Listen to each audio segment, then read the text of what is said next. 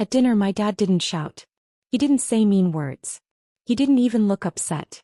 He just said it like it was a rule everyone already knew. Your sister's family comes first, he said, putting his fork down. You're always last. My sister smirked, not surprised, not embarrassed. She was just happy it wasn't about her.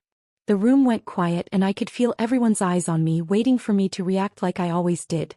The old me who laughed it off, who paid for things, who fixed problems. But I didn't cry. I didn't argue. I just looked at my dad and said, "Good to know." That moment changed something inside me. Not my love for my family, not my heart. After that night I stopped giving my money to them. I stopped changing my plans for their problems. So when a real family problem happened later and they expected me to help like I always did, what I did shocked everyone at the table. Before I continue further, don't forget to subscribe and join the awesome community. Drop a comment below to tell me where you're watching from and what you think of the story. My name is Lyra. For most of my life my family called me strong. They said it like it was a good thing. But really it meant I was convenient. I was easy for everyone to depend on. My sister Maris was the center of everything. She had a husband, Theron, and 2 kids. Her life was busy, loud, and always needed attention. And then there was me. I had a steady job. I paid my bills. I didn't ask for help, so everyone thought I didn't need anything. When Maris had a problem, the family helped her right away. My mom was worried. My dad gave advice. Conversations always went toward her problems. When I said something about my life, people listened for a moment, then moved on. "How's work?" my mom would ask. "Busy but good," I'd answer. "That's nice," she'd say quickly. "Did you hear about Maris?" And just like that I was listening again.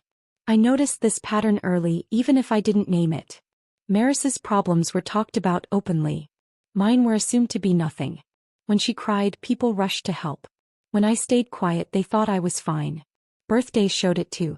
Maris's birthday was a big deal, planned weeks ahead with presents, photos, and parties. Mine was simple. "We'll do something small," my dad would say. Small always meant not important. Family trips were the same. If money was short, I stayed home. "You understand?" my mom would ask. And I did. Always did. When I left for college, no one cried when I left. No long goodbyes. Just a hug in the driveway and my dad saying, "You'll be okay. You always are." I worked. I studied. I paid my own way. Every success I had only showed my family that I didn't need help because I never asked. Years later I moved to another city for work. Distance didn't change anything. Calls were short. Updates about me were noticed, then moved back to Maris. Slowly, without ever saying it, my role became permanent. I was the helper, the safety net, the one who could handle problems. Money left my account in small amounts every month. Just this once. Just until next month. No one kept track. I told myself it was fine. That this was being mature. That love meant giving without counting. But at that dinner table, when my dad said out loud, "You're always last," I realized something scary. I hadn't just been put there. I stayed there. And for the first time I wondered what would happen if I didn't. That dinner was supposed to be normal. My dad picked the restaurant. A quiet, grown-up place that felt important. We sat in a corner booth. Maris was talking about her kids, her work, and her busy life. My mom listened, nodded. My dad listened carefully. I waited to share my news. I'd been promoted at work. More responsibility. More money. Something big. But when I told them, my mom smiled politely. "Oh, that's nice, Lyra." Nice. Then Maris said, "You're lucky. At least you don't have all this pressure." My dad leaned back and said it, the sentence that changed everything. "Maris has a family now. Her family comes first." He didn't look at her. He looked at me. "You're always last. You don't need as much." For a second I thought I misheard him. I looked around, waiting for someone to laugh or say it was a joke. No one did. Maris smiled, not smug, just comfortable. My mom moved in her seat but said nothing. Theron stared at his plate. The silence was heavy. I felt the urge to make things easier like I always did. Say it's fine. Say I understand. Say nothing. But I surprised myself. I nodded and said, "Good to know." My dad frowned. "What's that supposed to mean?" "It means," I said calmly, "I appreciate you being honest." My mom frowned. "Lyra, don't be sensitive." "I'm not," I said. And for the first time it was true. The rest of dinner went with small talk. No one mentioned it again, but everything felt different. When we left, my dad paid the bill like always. No drama. No fight. On the drive home, I kept thinking about his words. You're always last. Not in anger. Not in meaning. Just certain. That was when I understood something I'd avoided all my life. My place in the family had never been temporary. It had been permanent. And once it's named, once it's said out loud, it can't be ignored. By the time I got home, I wasn't upset. I was clear. If I was always going to be last, I needed to stop planning my life around people who expected me to stay there. That clarity didn't make noise. But it changed everything. I didn't make a dramatic plan the next day. No list on the fridge saying, cut them off, or set rules. I just felt something quiet but heavy. If I kept living the same way, nothing would change. Not for them. Not for me. So I started by doing the opposite of what I always did. I stopped reacting. When my mom texted a few days later, Maris is a little overwhelmed this week. Can you check on her? I read it, put my phone down, and finished my coffee. Not because I didn't care, but because I noticed how automatic my old response had been. Of course, I'll handle it. I realized I had been doing that without thinking. An hour later, nothing bad happened. The world didn't fall apart. That scared me more than my dad's words. I had believed that if I didn't step in, something terrible would happen. But it didn't. Over the next few weeks, I made small changes. Quiet ones. Things no one noticed until they mattered. I opened new bank accounts in my name only. I moved my savings. I canceled shared access I had never questioned before. It felt strange, almost sneaky, even though it was my money. I expected guilt to hit me like a wave. Instead, I felt relief. Not excitement, just relief. Like I had been holding my breath for years without knowing it. The requests didn't stop right away. Maris texted one night. Hey, our payment bounced. Can you spot us until Friday? She added a laughing emoji like it was nothing. I stared at it. Before, I would have paid immediately. This time I typed 3 words and sent them. I can't right now. No reason. No apology. Her reply came fast. Oh, okay. Nothing else. My mom called the next day. You've been kind of quiet. Is everything okay? Yes, I said. And it was. He paused, waiting for more. Waiting for me to fix the discomfort my silence had made. When I didn't, she spoke to herself. You know, Maris is under a lot of pressure. I know, I said. And that was it. I didn't give solutions. I didn't volunteer money. I didn't promise to help. Ending the call felt wrong, like I was breaking a rule. But it felt honest. For once, I wasn't performing my role. I had spent my whole life trying to make everyone else happy, always being the helper. Always being strong. Always being last. But being strong didn't mean I had to stay last. I could be strong for myself. I could have my own life, my own choices. It didn't mean I stopped caring. It didn't mean I didn't love my family. But I learned that love didn't mean giving everything until I had nothing left. Love didn't mean letting everyone else's life be more important than mine. After that, I made small rules for myself. I didn't answer every call. I didn't solve every problem. I didn't give my money away automatically. When my sister needed help, I thought first, can I help without hurting myself? Before, I would have said yes no matter what. Sometimes it was hard. My mom or dad would say things like, Lyra, you're so quiet. Are you sure everything is okay? And I would say, yes, I'm okay. And I was.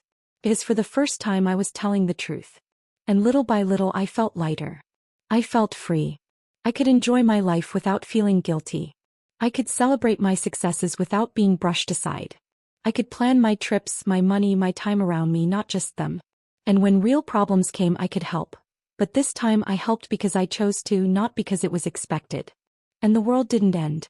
Life went on. My family still had their struggles, their busy lives. But I realized something amazing. My life mattered too. I could be strong and cared for. I could be loved and respected. I didn't have to be last. I finally understood that being last was not my job. Being strong was not about giving everything away. Being strong was about knowing my worth. About standing up quietly, clearly, and choosing myself. And for the first time, I wasn't just existing to fix everything else. I was living for me too. Over time, I started to notice something important about my life. Almost everything I did seemed to be about helping other people. I always tried to keep my schedule free just in case someone needed me. I didn't make long-term plans because I wanted to be ready if anyone called. I even hesitated before saying yes to opportunities that might take me far away, either far in distance or far in my heart. Even at work, I did the same thing. I took on extra tasks quietly. I fixed problems behind the scenes. I made sure everything ran smoothly without asking anyone to notice or thank me. I wanted to be reliable. Being reliable has become my whole identity. I was tired. I'm very tired. One evening, I was sitting alone in my apartment. I opened my laptop and looked at my money. Not to see how much I could give to others, but to see what I really had for myself. For the first time, I imagined a future where I didn't have to rescue anyone. I imagined traveling, having security, and resting. The idea felt strange, almost selfish. But then I realized something. I had been taught to believe that caring for others always meant giving up something. That love always required inconvenience. That being last in line, last in everything was proof of maturity. But what if that wasn't true? What if being last wasn't a good thing, but just a habit everyone had gotten used to? I didn't confront anyone. I didn't explain myself. I didn't make any announcements. I just stopped leaving space in my life for emergencies that weren't mine.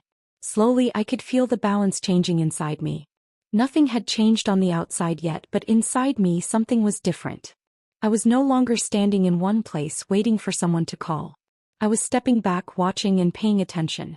I didn't know how soon my family would notice or how quickly they would test if I really meant it. The call came on a Tuesday afternoon, just as I was closing my laptop after a long meeting. I almost didn't answer. Not because I was angry, but because I recognized the number and remembered the feeling that came with it. That familiar tight feeling in my chest, the reflex to brace myself before anyone spoke. "Lyra," my mom said the moment I picked up. Her voice was tight and rushed, like people sound when things are already falling apart. "We need to talk." I leaned back in my chair. "About what?" There was a pause. "Too long. Can you come by this weekend?" she asked. "It's important." She didn't explain. She never did when the explanation was expensive or hard. "I'll think about it," I said. That wasn't the answer she expected. In the past, I would have already been checking flights, changing my schedule, asking what I could do. This time, I let the silence stay between us. "Okay," she said finally. "Just please." When I arrived at my parents' house 2 days later, it felt different even before I stepped inside. The driveway was crowded. Maris's car was there. The front door opened slowly, like the house itself was hesitating. Inside, the living room felt heavier than I remembered. There were piles of envelopes on the coffee table, bills, notices, papers with official logos and red stamps that made my stomach tighten. No one was sitting comfortably. My dad stood near the window with his arms crossed. My mom hovered near the couch. Maris sat stiffly, staring at the floor. Theron avoided my eyes completely. No one asked how I was. My mom started talking immediately, words spilling out faster than they could be organized. There were some delays, a few decisions didn't work out the way we expected. "It's temporary." Maris jumped in. "It's not as bad as it looks. We just need time." My dad cleared his throat. Things got tight. They talked around the problem, like saying it directly might make it real. I listened quietly, hands folded in my lap, noticing how familiar this felt. The tension, the build-up, the moment right before they all turned toward me. And then they did. "You're in a stable place," my dad said finally. "You don't have kids," my mom added. "You can handle this better than most," Maris said softly. There it was. The assumption dressed up as logic. The unspoken agreement they had all already made before I walked in. I felt something shift inside me. Not anger, not panic, but clarity. Sharp and calm. I asked one question. "What's the plan if I don't help?" The room went silent. My mom's face fell. "Lyra, don't say that." "I'm serious," I said evenly. "What happens if I don't step in?" No one answered. Maris looked panicked now, not relieved. My dad frowned like he was trying to solve a math problem that no longer made sense. Theron shifted uncomfortably near the doorway. "That's not fair," my mom said quietly. "We're family," I nodded. "I know." And for the first time, knowing didn't automatically mean sacrificing. "I need time," I said, standing up to understand everything. They nodded too quickly, grateful, certain. They thought time meant I was calculating how much I could give.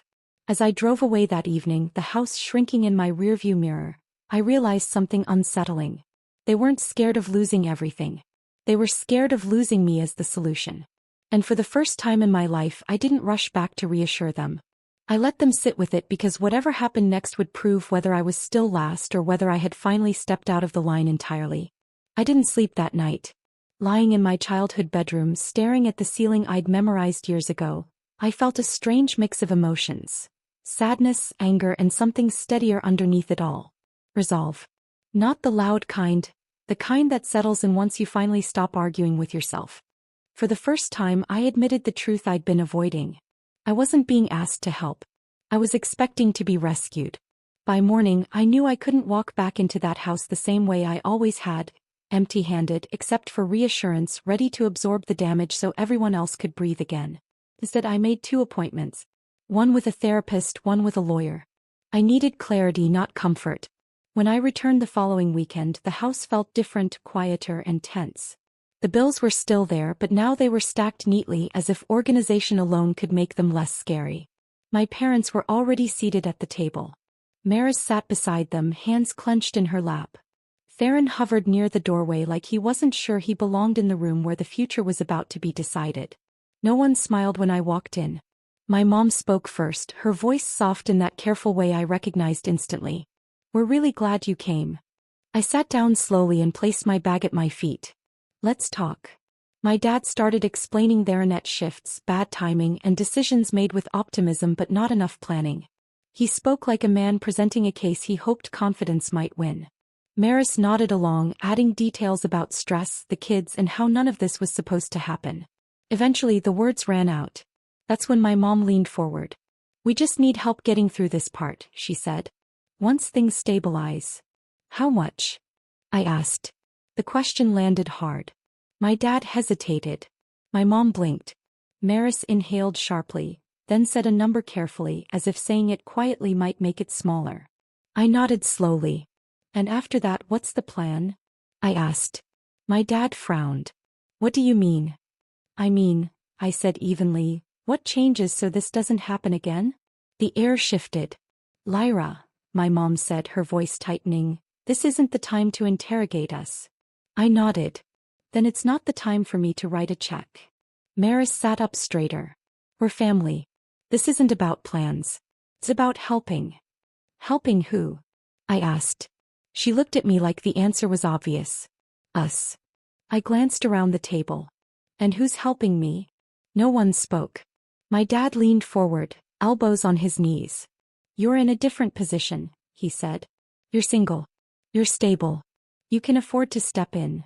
There was the logic I'd heard my whole life. "I can afford to step in," I said carefully, "because I've spent years building my life as if no one would ever catch me if I fell." My mom's eyes filled with tears. "We didn't know you felt like that." I met her gaze. "You did? You just didn't think it mattered." The silence that followed wasn't confusion. It was uncomfortable. I reached into my bag and pulled out a folder, sliding it onto the table. Every eye followed it. "This is what I'm willing to do," I said. "And this is how." My dad opened the folder, scanning the first page, then the second. His jaw tightened.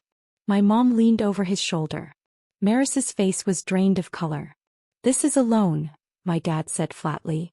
"Yes," I replied with clear terms. Maris shook her head.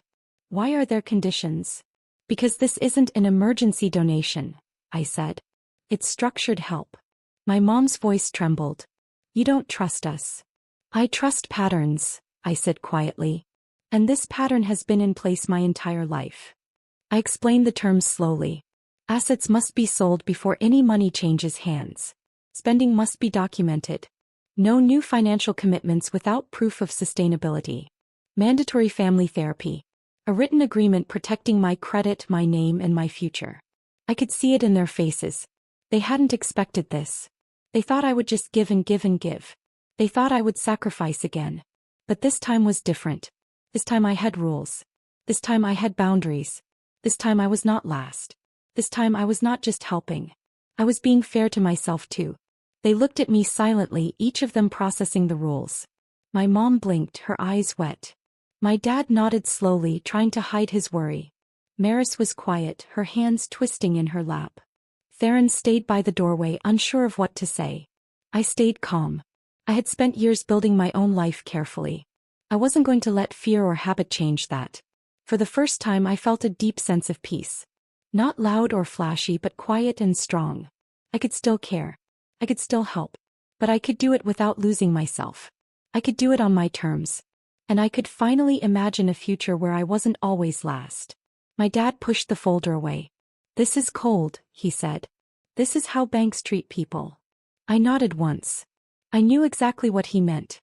"Then treat me like a bank," I said, trying to keep my voice steady. "Because when you needed someone to care, I was family. But when you needed money, I was just there like a machine. Always giving, never stopping." Maris's eyes filled with tears. "So you are punishing us now?" she asked softly. I shook my head. "I'm not punishing anyone," I said slowly. "I'm stopping punishing myself." Her voice dropped to a whisper. "If you don't help, we lose everything?" I held her gaze steady. "If I help without rules, I lose everything I've worked for. My life, my choices, my freedom." The words hung in the air. Heavy. True. My mom reached for my hand but stopped halfway, like she wasn't sure she could still reach me. "We never meant to make you feel last," she said. "I know," I said gently. "But you did. And you even said it out loud." Nobody argued with that. Nobody could. My dad stared at the folder, his jaw tight. "So this is it?" he asked. "Sign or sink?" "No," I said calmly. "This is to grow or repeat." Time slowed. Minutes passed. My parents whispered quietly to each other, sounding worried and unsure. Maris wiped her cheeks with the back of her hand. Theron paced behind her, his shoes tapping the floor. For the first time in my life, I didn't rush to fill the silence. I waited. Finally, my dad looked up. "We need time," he said. I stood up and picked up my bag. "You have 24 hours, I said. Maris's head snapped up. "That's it?" she asked, surprised. "That's it," I said. "Tomorrow I'll come back. Either we move forward like this or we don't move forward at all." As I reached the door, my mom called my name. Her voice trembled. "If we say no, are you walking away?" I paused, hand on the doorknob. I could feel my heart beating fast, but I stayed calm. "I'm not walking away from you," I said quietly. "I'm walking toward myself." And with that, I left them sitting there, frozen. Not because I had taken something from them, but because, for the first time, I hadn't given myself away. They signed the papers the next afternoon. Not with relief, not with gratitude, but with quiet understanding. They realized the rules they had lived by for years no longer applied. There were no speeches. No last-minute attempts to change things. My dad read every page again, slowly, like he hoped the words might change if he stared long enough. My mom sat beside him, hands folded in her lap, eyes red but dry. She had cried all her tears the night before. Maris watched the pen move across the page, like it was writing something permanent into her life. As it was. When the last signature was done, the room didn't feel lighter. It felt open and real. My dad slid the folder back toward me without looking up. "We'll follow the terms," he said flatly. "I know," I replied. That was the moment I felt it. Not victory, not happiness, but release. The heavy weight I had carried for years wasn't passed to someone else. It was just set down.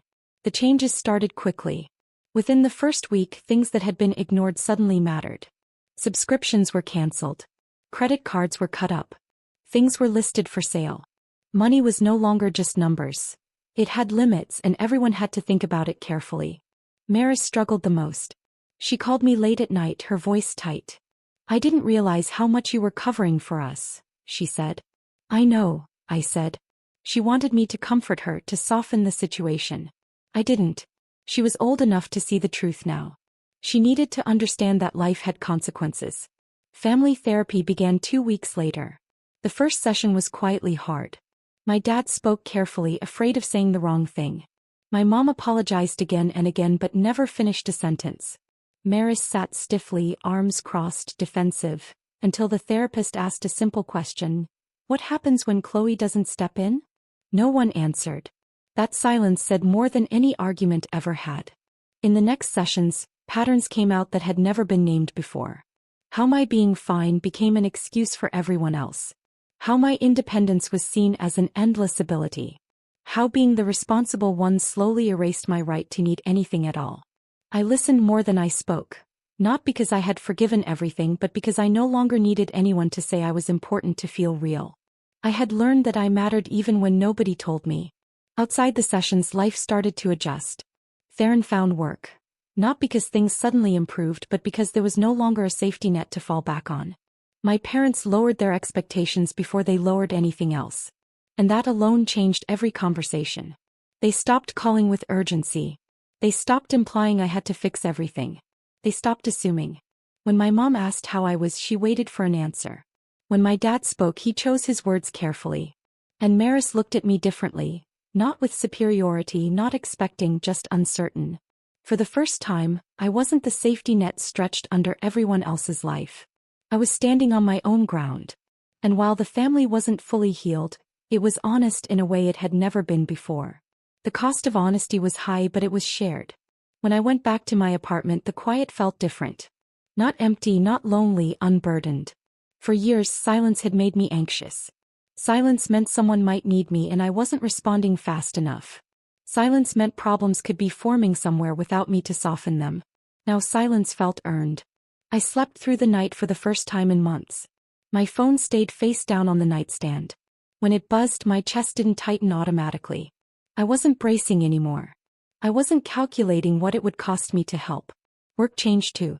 I stopped taking extra responsibilities that weren't mine. I asked for clarity instead of absorbing chaos. When my manager thanked me for stepping up, I said, I'd like that reflected in my role. Both of us were surprised, but it worked.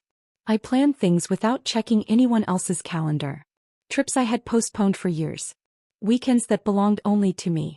Goals that didn't include saving someone else from falling apart. When my mom called now, it was different.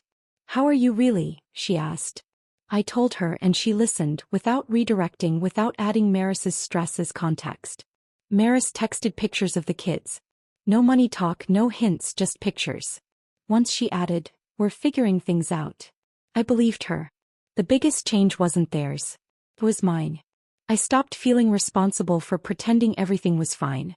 I didn't rush to make others comfortable. I let people face the results of their choices, even when it was uncomfortable to watch. I learned something that took me a long time. Being kind doesn't mean being available at your own cost. Being strong doesn't mean being endlessly flexible. Being family doesn't mean being sacrificed. One evening, sitting alone with tea, I smiled, not because something good happened but because nothing bad had happened. For the first time, I wasn't waiting to be chosen. I had already chosen myself. That choice didn't make me smaller. It made me free. For a long time, I believed being last was a challenge. If I tried harder, gave more, stayed quieter, maybe someone would notice. I was wrong. Being last wasn't a position to fight for. It was a signal I ignored for years, that I was in a place slowly erasing me. What changed my life wasn't anger. It wasn't revenge. It was clear. The moment my dad said it out loud, "You're always last," he didn't insult me. He freed me. Once the truth was spoken, I no longer had to pretend I misunderstood it. Setting boundaries didn't destroy my family. It revealed it. It showed who was uncomfortable when rules changed, who respected structure, and who only felt close to me when I was useful. And it showed me something quiet but strong. I could love people without disappearing for them. I could help without being consumed. I could walk away from a role without walking away from myself. I learned that family is not about giving until you vanish. Family is about caring while standing tall. I could hold my own space without pushing others away. I could be close without losing myself. Sometimes Maris still calls late at night. Sometimes my mom still worries too much. But now I listen without losing myself. I care without burning out. I help without erasing who I am. I realized that freedom is not leaving people behind. Freedom is showing up fully for yourself so you can show up fully for others. And for the first time, I feel safe. Not because everyone else changed, but because I did. I can breathe. I can rest. I can smile just for myself. And that makes me stronger than I ever thought possible.